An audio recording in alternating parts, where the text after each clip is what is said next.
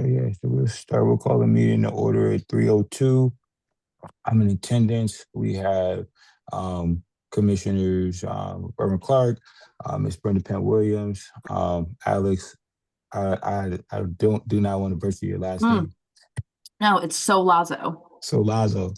Yeah. And of course our Fair Housing Officer, Sabrina Roman. And first we could take acceptance of our minutes from our September 15th meeting. I have a motion for that. I'll motion. All right. Second. I have a motion and second. Any corrections or comments? Hearing No, I don't none. believe so. All in favor? Aye. Aye.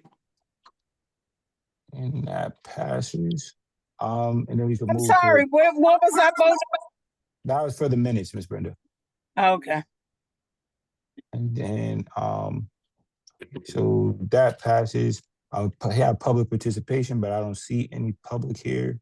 Am I missing anything, Sabrina? Nope, no one else is in just yet. And then the only item on the agenda other than that is the 6-month Fair Housing Officer report.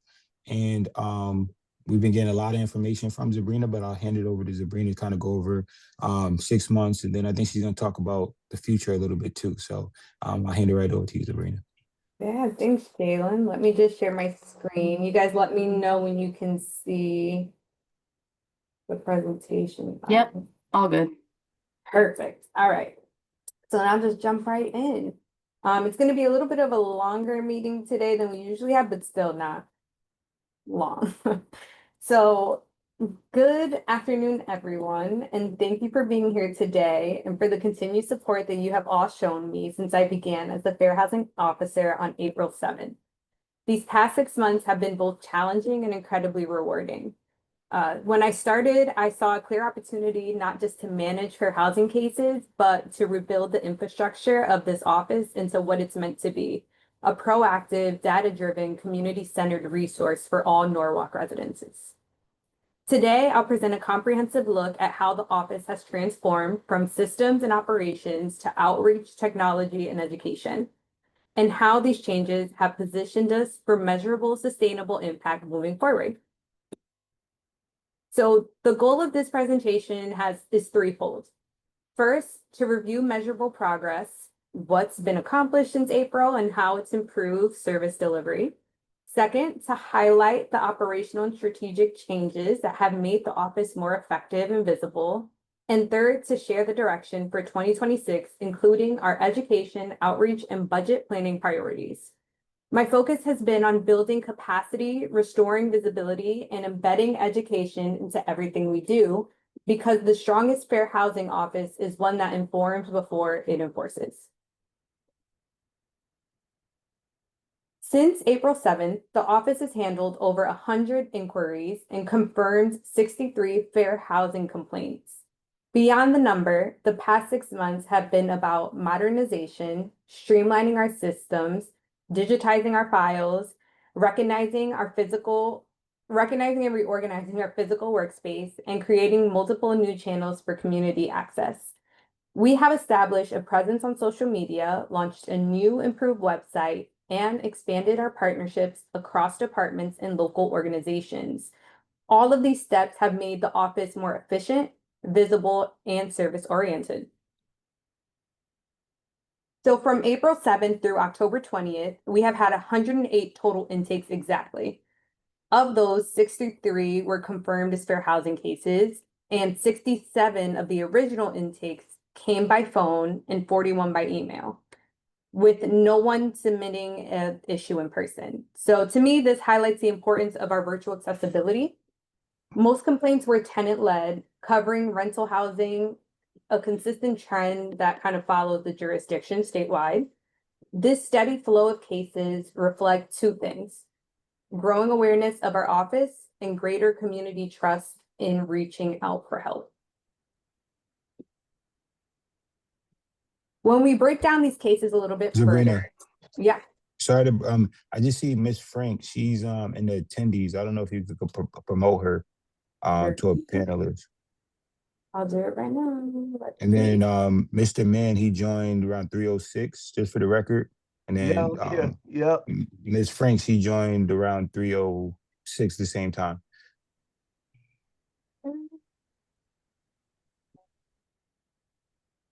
Have promoted. I've promoted to panelist, however, I'm not seeing her in.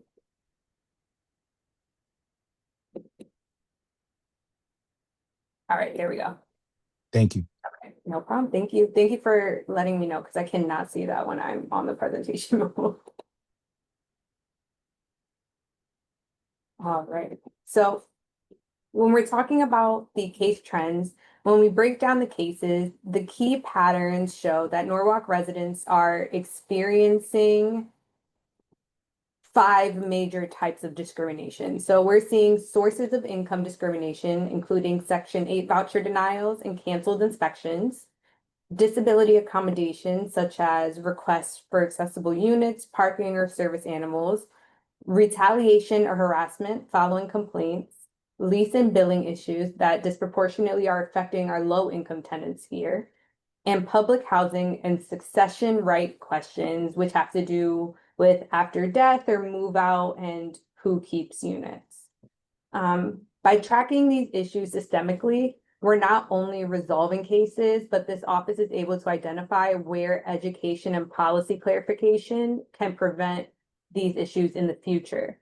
So each of these areas have directly informed what our outreach focus and educational materials will be produced and focused on. Something I know that you guys have asked for in the past that is very important is the humanization of all of these numbers, right? So behind every statistic is a person or a family. I wanted to highlight the human side of the data that I just presented, the residents behind the numbers. So this office has been able to support a caregiver that was trying to stay in her mother-in-law's unit after her passing, ensuring compliance with HUD succession policies. We were able to do that. The office also helped a tenant file complaint after being denied housing due to a voucher. Sabrina, tell me how were you able to do that with a caregiver? Yeah, so with that one in particular, we actually had to get some legal aid guidance involved in order to present the HUD succession policies to the housing provider. I'm just trying to keep it as like anonymous as possible. So we just had to provide them with the HUD succession policies and let them know that this person was actually available to stay in the unit because of they were on the lease. They had been providing income information and they were following all the HUD guidelines prior. So they were more than just an aide. They were an aide who was also part of the households. With that specific one. The office also helped guide like multiple residences through different reasonable accommodation requests, ensuring accessibility when needs were needed. We were there to meet them. And one case in particular that just happened that was a standout to me that I worked hard on was a survivor of sexual harassment and retaliation was helped by filing a complaint with CHRO against her specific landlord. And I was able to coordinate her with other local supports in order to ensure that she was safely able to transition into a different housing unit. So each case just reminded me that the work of this office is deeply personal and that these stories are now shaping training and templates and also public messaging around what is needed here in Norwalk.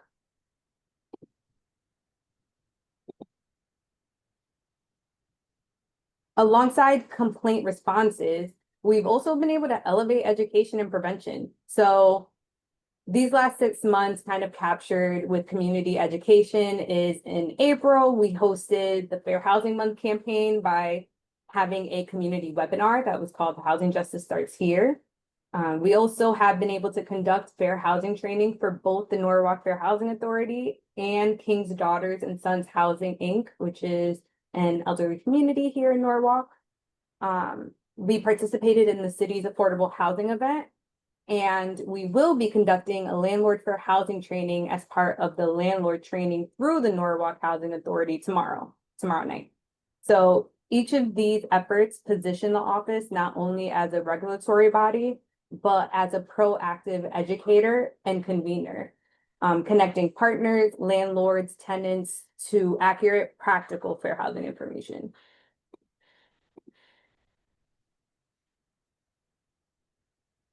A big transformation that we have had is going to be the website. So we added a section on the office's history and the consent decree that created it. We built a keep in touch with us page that links directly to our social medias and added a link to a reasonable accommodation letter generator. And uploaded concise know your right sheets for each protected class. So this redesign turned the website into a true community resource. Information is able to be accessed around the clock 24/7 and in an easy to navigate way. That is very helpful, specifically for property managers a lot of time. So digital engagement has been one of the most successful expansions of the past 6 months. We were able to launch 2 social media platforms, Instagram and LinkedIn. In just 3 months, Instagram reached over 1,600 views, with 2/3 of that engagement from non-followers. That basically tells us that our message is reaching beyond those who already know about the office. LinkedIn has reached over 550 impressions with strong engagement on educational and awareness posts. Our highest posts to dates, particularly, were around Hispanic Heritage Month and Domestic Violence Awareness Month. And as we post, we'll keep track about what draws the most attention, and we continue to promote all protected classes. What this tells us is that our public education message is resonating with the community. And more importantly, it's expanding beyond Norwalk into broader professional and advocacy networks.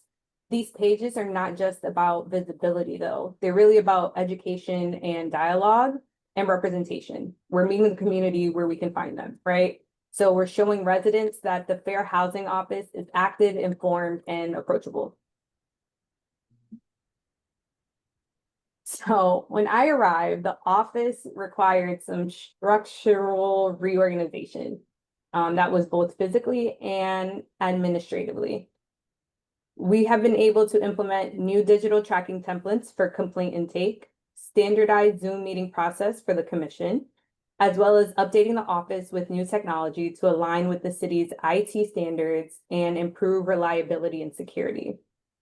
The office itself was deep cleaned, reorganized, and redesigned to feel more professional and welcoming, just a better reflection of the importance of the work that we do. These internal improvements might seem small, but they've directly increased efficiency and record-keeping accuracy. It also has helped with the speed of resident response. And these foundational changes have also created a professional workspace that reflect the significance of the fair housing mission.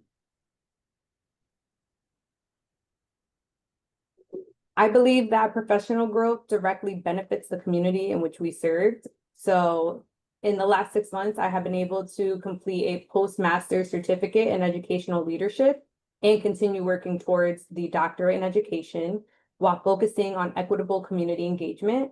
I have also attended series on Fair Housing Act design and accessibility training courses, which have covered safe harbor standards and design manuals, the groundwater analysis of equity, and accessible parking and multi-story housing compliance. The ongoing training strengthens our technical expertise here and ensures that when we educate landlords, residents, partners, community, that we do so from a place of precision and authority. Transformation is not without challenges, though. So my original goal, as you all know, was to host one major event each month, but as residents' demand increased, it became clear that the immediate priority had to be direct service. We were averaging several new complaints per week, and rather than just focusing solely on programming, I had to redirect and focus on ensuring residences were helped efficiently and compassionately. Additionally, the physical reorganization of the office took more time than intended, but that investment has paid off. So it has allowed us to create systems and environments necessary for sustainable, high-quality service. The lesson here was simple: build the structure first, then scale the outreach. So The systems that we have built during these last 6 months now make consistent, sustainable outreach possible for 2026 and beyond. As we move into the next year, the focus of the department is going to shift from catching up to growth. So hopefully next year we will host 3 major events, including our Fair Housing Month celebration in April. We'll publish multi-language resource guides that will now be up to date to the needs that we have tracked in the last 6 months. We will continue expanding our community education series and further develop our social medias and data reporting tools. We'll also deepen partnerships with the Fair Rent Commission and local nonprofits to strengthen referral pathways. The goal is to position this office as not only a place to report discrimination, but as a trusted educational partner within Norwalk. As part of this transition, we are preparing for our fiscal year 2025-2026 grant application for submission to the Office of Management and Budget by November 2025. Though the application is anticipated to be released by the end of October, I have began a rough draft based off of the 24-25 application. The city has emphasized in previous applications innovation, efficiency, measurable community outcomes, and our plan will align directly with those standards. Our plan will request continued funding to sustain core operations while enhancing outreach through low-cost, high-impact strategies like digital education, data-informed reporting, and collaborative events. By leveraging our existing website, social media, and cross-department partnerships, we've expanded services without significant cost increase. This is exactly the kind of forward-thinking, efficient model that the city is encouraging, one that demonstrates accountability, impact, and fiscal responsibility. This application will reinforce that every dollar invested in fair housing supports both enforcement and education, a balance and benefits that will benefit the entire city. That is something that we will have finalized, and we will be meeting probably earlier in November. I don't know the due date of the application yet, as the application has not been released. Once the physical application has been released, I will fill it out and we can have a in-person hybrid conversation so I can make sure everybody's input is gained in there and that I have your complete approval before proceeding. These are just some of the overall bullet points of how we're going to be working towards. And just to that point too, not to jump in, we actually were ahead when it came to the budget process. Sabrina actually reached out about 2 weeks ago or so. And we had a meeting about the budgeting coming up because last year we submitted the budget on November 19th. But this year they didn't even release everything. But we had initial conversations with the CFO's office to really just start going. So we're in pretty good shape going that way. But Sabrina does have some good ideas going forward. So we will probably, like she said, we'll probably move up the November meeting a week or two just so that we can make sure that we get it and then we're not falling in with the holidays and everything. Yes, so we want to get this kind of all set in concrete way before the holiday season comes. So I know that gets hectic for everyone, and just to secure the office, the vision, and where we're moving to forward. So thanks for pointing that out, Jalen. I appreciate that. And I'm going to be closing up here soon. So I only have a slide left. So to summarize, in 6 months, this office has handled 108 total intakes. We reorganized and modernized the office, launched 2 social media platforms, redesigned the website, strengthened partnerships, and expanded access to fair housing education across Norwalk. We've also moved from largely being very reactive to becoming more proactive. So we are moving in the direction of becoming an office that not only responds to discrimination, but helps prevent it through awareness and community collaboration. And most importantly, in closing, I want to express my deepest appreciation to the Fair Housing Advisory Commission. Each one of you have taken time out of your own schedules to offer guidance, support, and perspective, calls and navigate and help navigate me these last 6 months. Your insight and encouragement have been invaluable.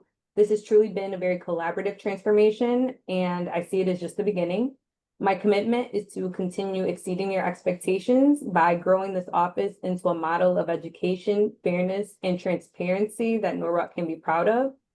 The Fair Housing Office has been transformed into a more efficient, accessible, and community-driven resource in just the last 6 months. And that's because of your support and the city's shared commitment to equity. We've been able to build a foundation that will carry this work forward for years to come with the guided principles of accessibility, accountability, and fairness. So I now welcome your feedback and look forward to discussing our next steps, including your thoughts on the upcoming grant plan and continued community engagement strategies. Yes, Ms. Brendel. I want to applaud you for a job well done. A job well done. And I'm telling you, you were the best selected person that we could have ever selected. That is great. What you in 6 months. In 6 months, that is awesome. Thank you very much, Sabrina. Again, I would like to applaud you for the work you've done, the good work you. Thank you. Thank you, guys. It's been a heck of a 6 months. Thank you. I appreciate it. I think one of the biggest changes too that we've seen is that just a lot of people kind of know about the resources. And people before, even now, there's still a lot of people who don't know, but within the 6 months, just through social media, different platforms, the community awareness of fair rent, and I believe we definitely helped the fair rent office as well. But these violations, these are things that people just don't know. And something just like with social media posts that the city is helping share and get out there is really important, because people know, like, hey, if you have Section 8, people can't say they're not going to rent to you because you have Section 8 or you don't have kids. So just those things that they didn't even make it to a complaint 6 months or a year ago, because people didn't know that that was something that you complain about. They just thought that, hey, the landlord has a right to rent to whoever they want to. So it's like the educational part has been huge. And like I said, working with the city part with the fair rent has been definitely great. And yeah, I go with Ms. Brenda and say just really good job with everything that you're doing. It's really exciting. Yeah, yeah, I agree. You know, I agree with Brenda and I agree with you, Jalen.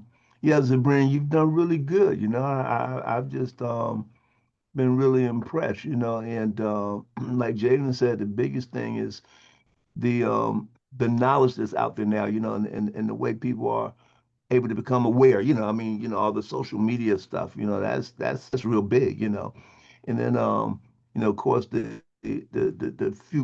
cases that you've had, it seems like I don't know, it seems like you know what you're doing, you know, and you're really in a position to really to really help these folks, you know. And no, you've done good, you know. And yeah, I'm really really proud of you. You know, I'm proud that I was part of selecting you, you know. And so keep up the good work. It's appreciated. Thank God. I appreciate that.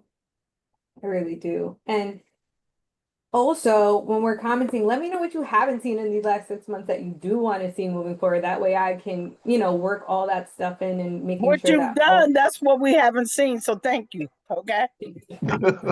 Yes, Sabrina, John McCauley in commending you for a job well done within 6 months.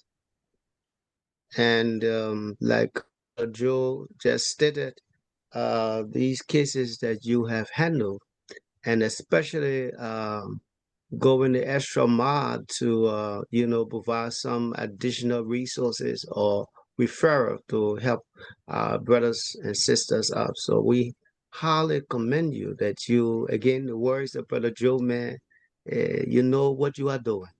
Thank you. Sabrina, do you feel like it's been a long 6 months, or do you feel like the time has flown by? honestly, the time has flown by. Really? Good for you. Yeah, when I was just calculating the time as to when I had to give you guys, Mm-hmm. you know, a good update about where the office was going. I feel like the 6 months have flown by in so many ways, just because I feel like so much has had to get done. Yeah, yeah. But It I love it. does Yeah. for and I'm not, speaking for everyone, but the 6 months, yes, it's gone really fast, but I think that I also feel like you've kind of been here forever too. Like I was like, oh, well, Yeah, it's yeah, only been 6 months because you've yeah, been doing so much and you've been, yeah. like it's just like, oh yeah, like even if I'm talking to someone like call Sabrina and they're like, who's Sabrina? And I'm like, oh yeah, I forgot. It's only been 6 months. Let Yeah. me, introduce. But it honestly, because you do things so seemingly, it feels like you've been here for a really long time. Um, and you're just doing an excellent job. So thank you. Thank you. This is everything what we've wanted and what we Mhm. wanted for this amazing department. I mean, you're running a department if you think about it.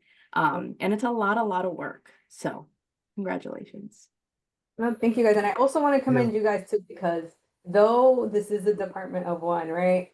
I know you guys are going to hold me accountable. And I know if I'm giving somebody false information or if I'm not doing what I'm supposed to be doing, one of you guys knows somebody it's gonna come back. So you guys are such a good accountability board as well that keeps me on point and keeps me wanting to learn more and make sure that I'm providing good quality service. And it's, like I said before, it's not about me, it's about the office, right? So I really just appreciate your guys' support for this office and to just allow me to do honestly what I love.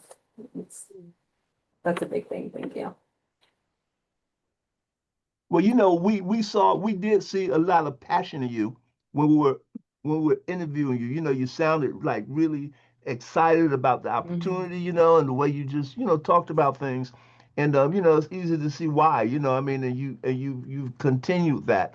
So it was real, I mean, you never know about interviews, Some people just good interview viewers, they come in there and they can, good actors and stuff, but no, it seems like you've been real. So we appreciate you. You've done a great job. We appreciate you so much.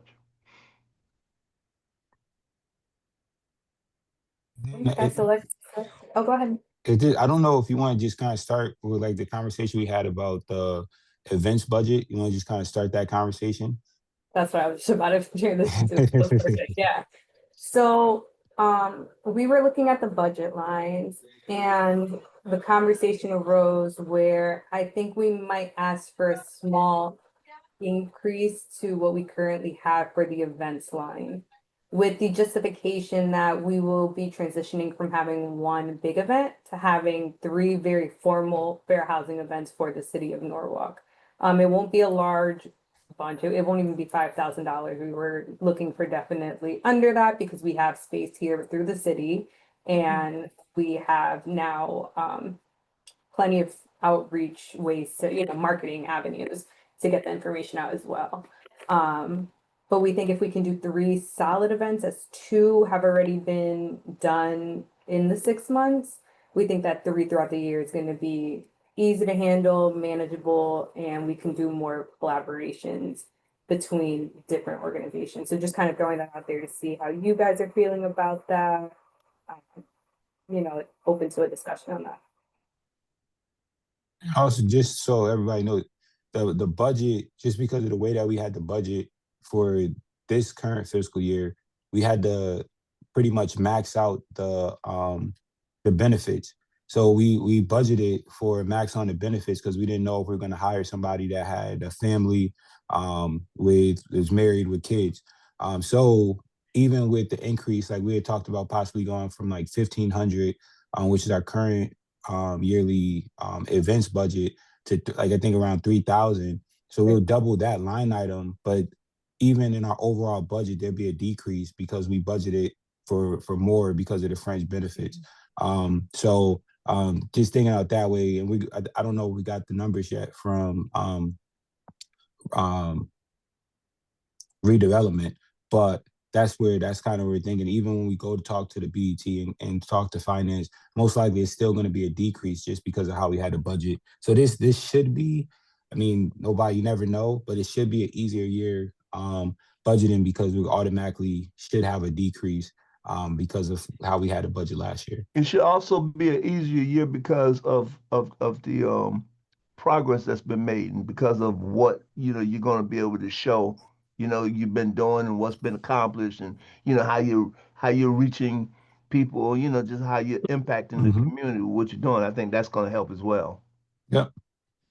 We to put out there, we caught redevelopment team a little bit off guard because we started so early this year, but they've been great. They're just gonna get me the exact numbers next year, so that's why I've been holding off on talking exact numbers until I can get exact quotes for what the budget will be projected for. But Okay. we're thinking around 3,000, and I feel like we would still be saving money based off of last year's projections. Great.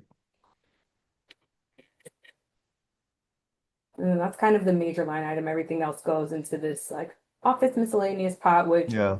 will be very much used because we have a lot of pamphlets to update. Another struggle that I actually didn't point out in the presentation was just, transitioning into this office without having the person who was here prior, without having the same systems that she has, is what I should say, like while revamping the systems more or less, has left some longer communication, right, through us in finance, like us trying to figure out what is the system, how do we keep track of compliance and make sure that things are being spent appropriately for me. And hopefully as this department grows, that's something that I could teach maybe an intern coming in or somebody else, getting those systems tracked down. So spending this year hasn't been as high as of yet. However, we do need more community outreach materials that we all have discussed on previous meetings, as well as, just thinking about these events coming up, more event specific printouts, handouts, those multilingual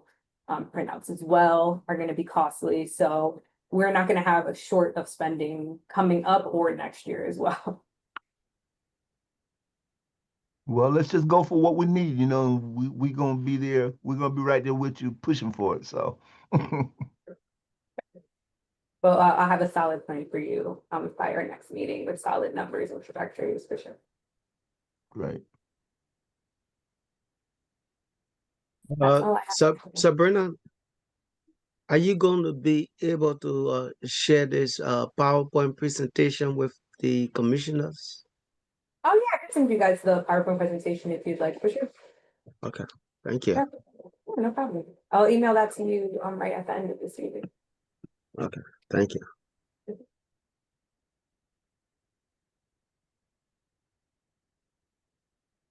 All right, that's all I got. Maybe we need to share with city workers. I mean, that will impact. I think you've done a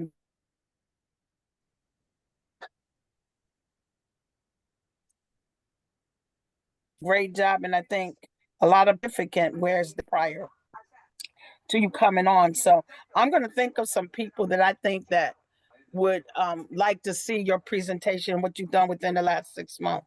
I would definitely appreciate that. Yeah, let me know. I'll be more than willing to share all Oh, this cool. information. I think Ms. Brenda, maybe, I mean, not to jump, but maybe the NAACP, I know we came the first time, but maybe just an update to the body since the NAACP really helped get this going. Yeah, yeah.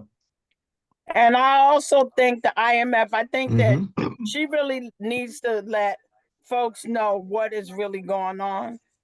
So I think we should just put some type of forum together where we could display her, Yep, definitely.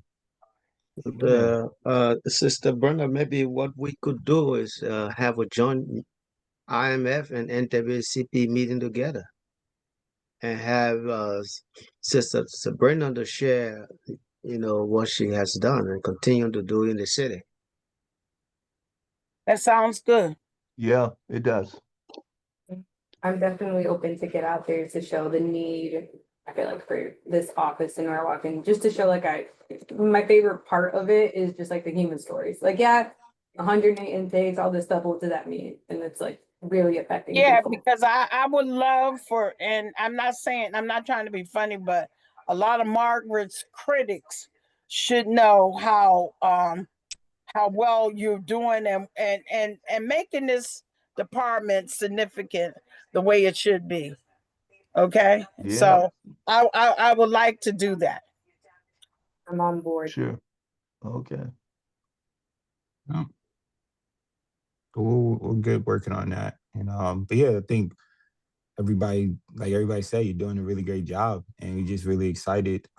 So however we can help, as always, just let us know, but we'll do our part to make sure we put together this joint meeting. Perfect. Yeah. All right. Thanks, Sabrina. Oh, before we end, I would like to make an announcement that tonight the IMF and the NAACP will be holding a forum at the Sono School, elementary school, 1 Meadow Street Extension at 6 o'clock. And I need people to come and support Reverend Burgess. Yeah, it's a mayoral debate. Oh, I didn't say that. I'm sorry. Yeah. No, you didn't. I'm here to help. I'm here to help you out, Brenda.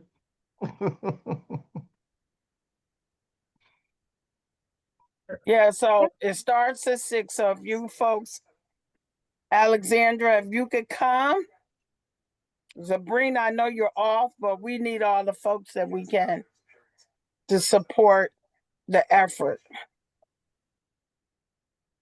Thank you for letting us all know. I appreciate that.